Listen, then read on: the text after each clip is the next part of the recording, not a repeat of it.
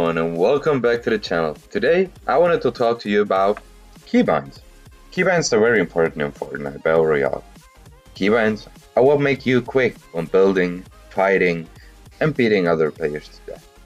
When I first started playing Fortnite, I had the same question. I asked myself, dude, what should I do? Should I copy some pro players' keybinds? Should I don't know. I don't know what to do with keybinds, right? So I checked out several pro players' keybinds.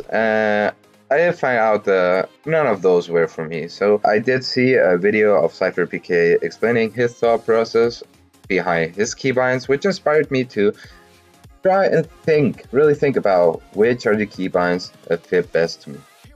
So now I want to explain to you what I did, why I assigned every key to what it is, so that you can go through similar kinds of thought processes in order to get your best keybinds that are ideal for you and just you. You don't have to copy anyone's keybinds. You can really just invest a little bit of time and find out what's best for you.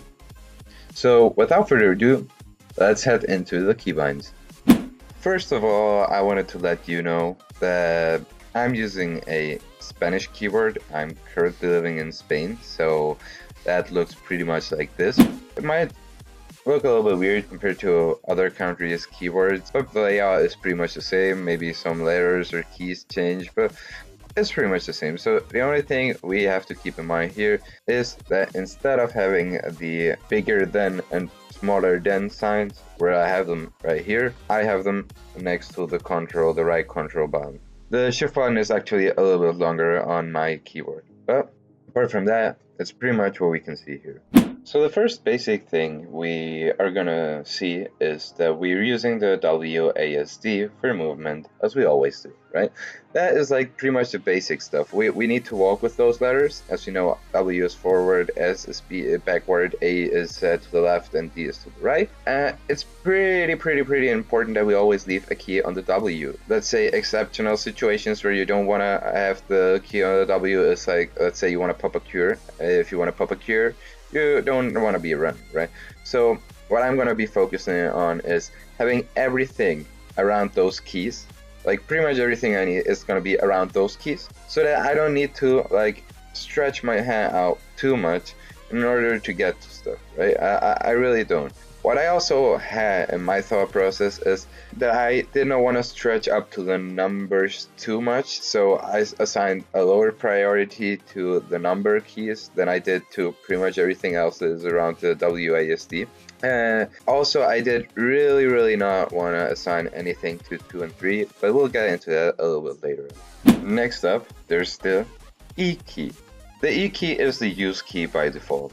I actually left that as the pickup key or the use key to pick up weapons, to open chests, to open doors, whatever. Some players changed that to the F key, but I really didn't want to do that. I was so used to using the E key that I did not want to change that to the F. CypherPK actually did, because he wanted to have E and R weapons, but I left the E button as the use button by default. Next up are the RFCXZ keys. Those are used for my inventory. This was to just have them close together so I could switch easily and just like not get too crazy about that. And I set that up in the time of double pumping so I could switch fast between R and F. That was how I was double pumping. And I usually have my assault rifle on C, so X and Z are for healing items most of the time, sometimes a sniper, sometimes a rocket launcher, depending on what. So that now we have a pump and an SMG or whatever. I just mostly use RFC as my weapon slots, right? So those are pretty close to WASD. That was so important to me. I was not able to have like 1, 2, 3, 4, 5, 6. You know, I can pretty much change all my weapons with the finger I usually have on the D button to fastly switch between weapons, right? So that's really important. But what we can see here is that I use the R button, which is usually the reload button. So it must be like, dude, so what? How do you reload? So I actually reload with the mouse wheel. I had that really bad habit of switching weapons with the mouse wheel, so that was in order to get rid of that. I disassigned the mouse wheel to be switching between weapons and buildings, So I had that free. So I was like, okay, reloading is something you do quite often. Dude, why not putting it on a mouse wheel pretty comfortable and the weapon switch on R, right? F, Z, X, and C, I don't know if they're used by default, but we're using those for the weapons. And we'll cover everything else we need in a sec. So let's get into that. Next up is the pickaxe. The pickaxe is gonna be on the tab for me. The tab makes it really easy to pull that out like all of the time, and you're gonna see me pulling that out a lot so I can farm a lot. It's really a good place for me to have my pickaxe there. Basically because you know, it doesn't fit in row with my RFC XZ for my weapon, so I think that's a pretty awesome place to have it. I've seen some pro players have it there, and I actually felt like pretty good about that, and I kept that.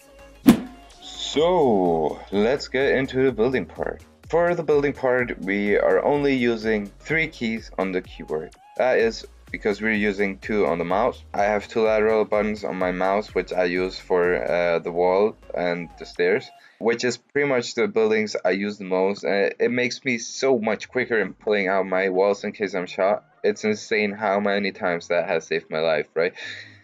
But there's still 2 more building pieces that we're going to be using, which is the floor, which I set on Q because it's also pretty important, way more important for me than the pyramid, which I'm only gonna set up on top of my 1x1 in case of healing or some stuff like that, or to do like floors and pyramids if I'm in a kind of a sky base kind of thingy and those kind of things, right? So you're not using that quite as often, so I thought let's put that on 1. As I said before, I don't want to use numbers that much, right? So there's that. And the one right next to the one, I have no idea what that is as a symbol or sign, but I'm using that button to actually repair my buildings. Lots of people don't use the repair function in the game, but when you have like damaged structures around you, when you're healing up and stuff, you can actually repair them. You can repair the wall you have in front of you, so it's not going to take the enemy like exactly 1 shot to hit down your wall and then shoot you, right? So you can like repair the walls around you before you start healing. So that's why I put it pretty close as well. I just wanted to give you a little quick reminder here of the V-Buck giveaway we're gonna have on this channel, so make sure you check out the description of this video to know how to enter the giveaway. Good luck everyone! So next up comes my most recent change, the shift button. As we did have recently introduced the functionality of the auto run, where you run by default and shift like makes you walk. So I thought like if I want to be silent and I want to walk, why not crouching? So I just can go control, which is the default crouching button, which I still kept the same, and there we go, right? So I had shift like pretty much free. I thought like, why not using that space for something way more useful?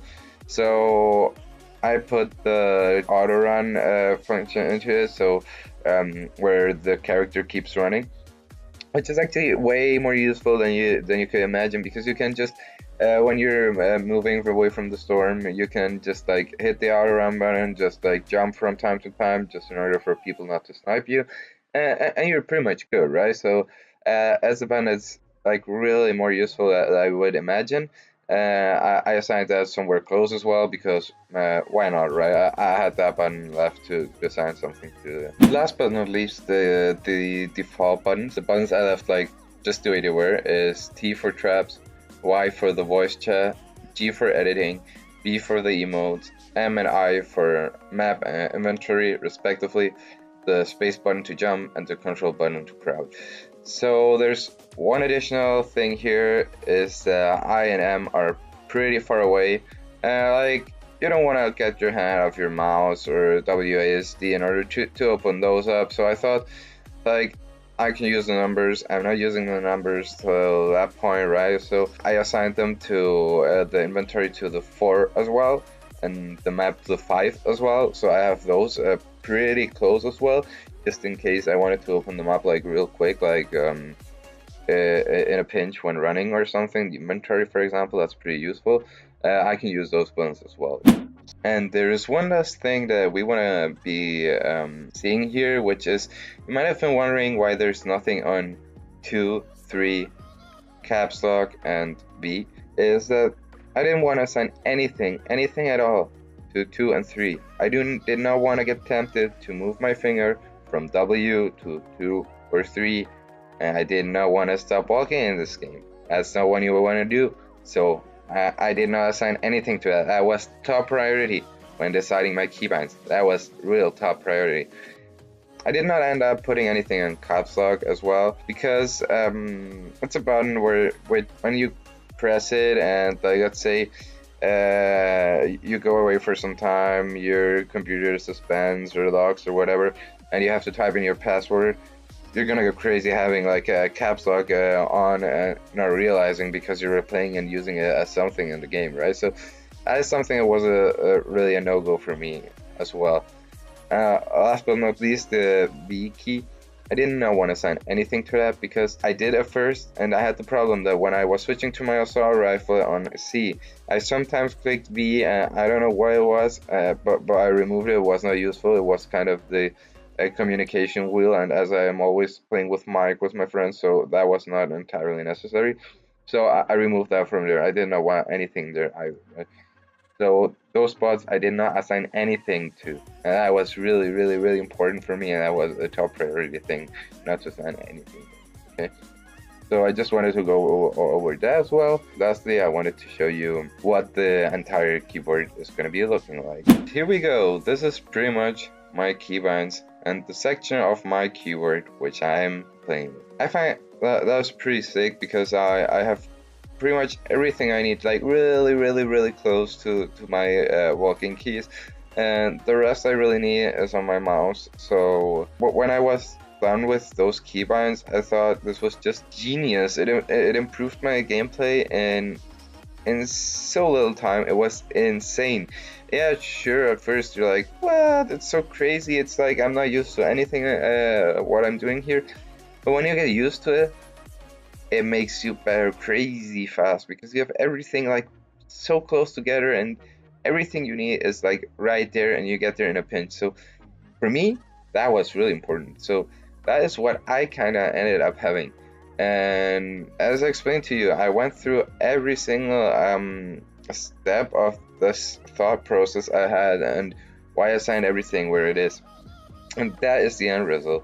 I'm pretty proud of that. It works really good for me, and I'm not saying that's what you're gonna have to assign your keys to. I'm really not, but I'm saying, like, really think about the way you assign your keys and what is really important for you. Because for me, it was like not assigning anything to those specific keys. I did not assign anything to, and it was really important for me to have everything pretty much together. Also, not assigning anything too important to the numbers was really important to me, and getting rid of the weapon and building switching when using the mouse wheel. So what I got here, like, considered all of those things, it is just like been working pretty amazing for me. I'm so happy I did that.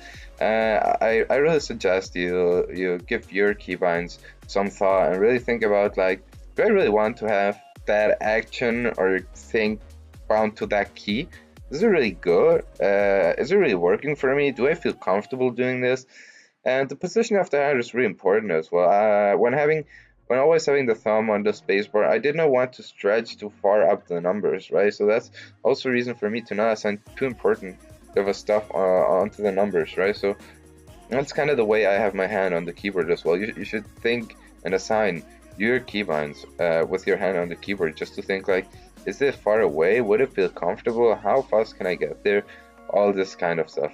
And that was pretty much it, everyone. That was my keybinds. If you liked, if you enjoyed, if you're planning on going through your keybinds again and thinking what will be the best for me, just leave this video a like, just give it a thumbs up, subscribe, hit the bell icon, comment, whatever you feel like. I'd appreciate any of those things. So, well, thank you for watching, and definitely see you next time.